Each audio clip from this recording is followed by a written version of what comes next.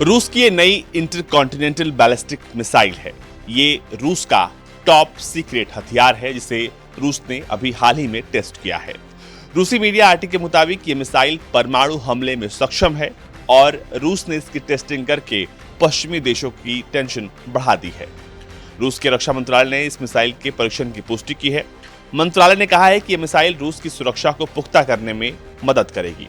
RT के मुताबिक ICBM एक सॉलिड फ्यूल मिसाइल है जो थर्मोन्यूक्लियर वॉरहेड ले जाने में सक्षम है।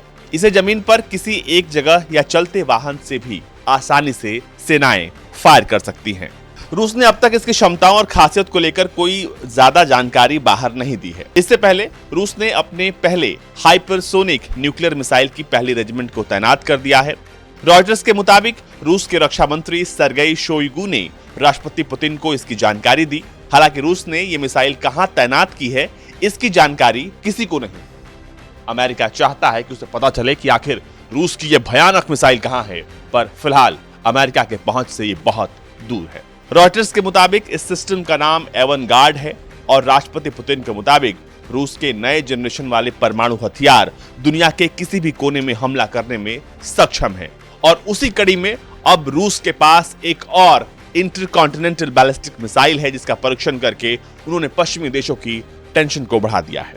दावा है कि यह मिसाइल किसी भी डिफेंस सिस्टम को भेदते हुए अटैक करने में सक्षम है, यानी पश्चिमी देशों के air defence systems in intercontinental ballistic मिसाइलों के सामने धरे रह जाएंगे।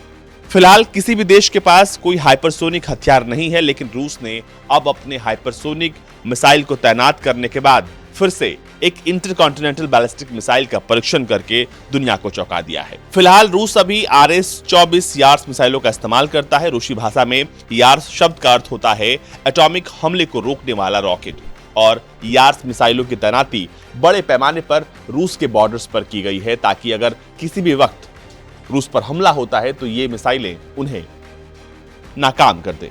अब जिस मिसाइल का परीक्षण हुआ है उसके बारे में जान लेते हैं। इस इंटरकॉन्टिनेंटल बैलिस्टिक मिसाइल में कहा गया है कि एक सॉलिड फ्यूल वाली मिसाइल है।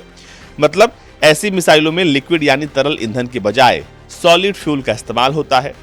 बताया गया कि सॉलिड फ्यूल पर जो मिसाइलें चलती हैं वो ज्यादा सुरक्षित होती हैं और इसीलिए इनकी तैनाती ज्यादातर सरकारें अपने देश के लिए करती हैं। दरअसल लिक्विड फ्यूल वाली मिसाइलों में लॉन्च से ठीक पहले ही ईंधन भरना पड़ता है जिसमें काफी वक्त लगता है, लेकिन सॉलिड फ्यूल में सबसे खास बात यह है कि एक बार इसमें फ्यूल आपने लोड कर दिया, इसके बाद आप इसे कभी भी इस्तेमाल कर सकते हैं। और रूस अब ऐसे ही सॉलिड फ्यूल से चलने वाली मिसाइलों को अपनी सीमाओं में तैनात कर रहा है। ये मिसाइलें तेजी से फायर होती हैं जिससे इन्हें इंटरसेप्ट करना नामुमकिन जैसा हो जाता है और इन्हें डिटेक्ट करना भी उतना ही मुश्किल है। और रूस अब अपने बेड़े में सॉलिड फ्यूल वाली मिसाइलों को तैनात कर रहा है। ब्यूरो रिपोर्ट, भारत तक।